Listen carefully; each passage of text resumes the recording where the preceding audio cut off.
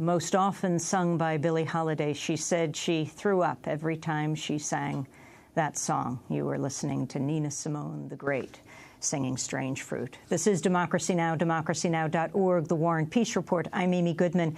As we go back to the streets of Ferguson, Missouri, joined by Jamala Rogers, founder and past chair of the Organization for Black Struggle in St. Louis, Missouri, born in Kansas City, witnessed the 1968 riot there. Her recent piece for St. Louis Public Radio is called Kerner Commission Warning Comes True, Two Societies Separate and Unequal.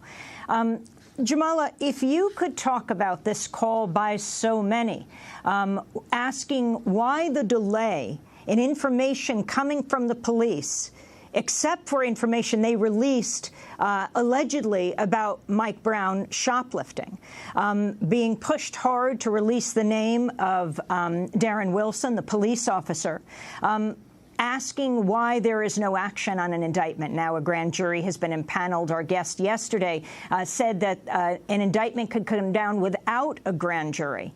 Can you talk about the prosecutor in this case and the calls for him to step aside, Bob McCullough? Bob McCullough has a very ugly history in terms of the prosecution of African Americans in the St. Louis County. Some of those cases have also come back to haunt him in terms of wrongful conviction.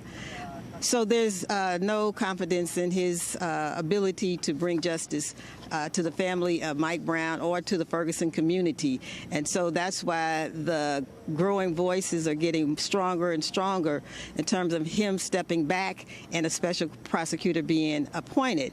The problem with a grand jury is that anybody who has a understanding of how that works knows that most of the time grand juries are an appendage of the prosecutor. So when he decided to convene a grand jury, that also escalated people's anger and outrage that justice was not going to be served.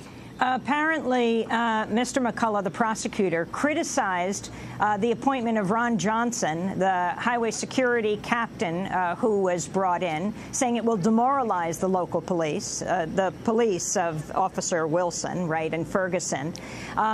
He also comes from a family of police officers, and in fact, his father was killed in the line of duty. The questioning of whether he can be objective when it comes to actually investigating a police officer. Well, I think, again, there's no confidence in Bob McCullough. And if he really wanted to do the right thing by Ferguson, first of all, he would not have been criticizing Ron Johnson's assignment to that area.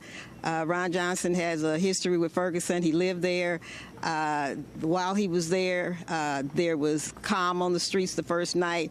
The fact that there is continued military presence in Ferguson is what's keeping the fires going in Ferguson. Let's be clear on that. So the outrage and anger and pain that the community is feeling has only been exacerbated by the fact that you have M16s pointing at people, you have armored tanks in the streets. So I keep thinking and wonder what would be the case if that presence was not there, and who would young people be throwing rocks at? And so if they left the area and if they actually were there to keep peace and calm as opposed to harassing folks and doing all kinds of things that have been captured not only on social media but by some of the bona fide media. So this is a force that has no interest in making sure that this community is safe and calm. They're trying to make a point, and the point is that more military presence is needed as opposed to less. And so I can recall an incident where young people were trying to stand in front of a store to keep folks from breaking in and looting, and the police deliberately threw tear gas or to disperse them, allowing the looters to continue. So we see these kinds of things on a regular basis. We see young people being harassed. We see last night some young people were beaten by the police. So all of these incidences just continue to mount up, and it's the same with the situations of police abuse and police murder, that there is rarely a time when the police are going to get their due, and they are beyond the law. And young people in our communities, both black and brown communities, are really tired of seeing our young people be target practice for the police. Are you encouraged by Attorney General Holder coming to Ferguson tomorrow on Wednesday? The dispatch of something like 40 FBI agents, officers, to investigate, do a separate investigation at a federal level into the death of Michael Brown, who, again, as was pointed out before, lay in the street for hour after hour after hour to people's puzzlement. That image of Michael Brown's body laying in the street for more than 4 hours.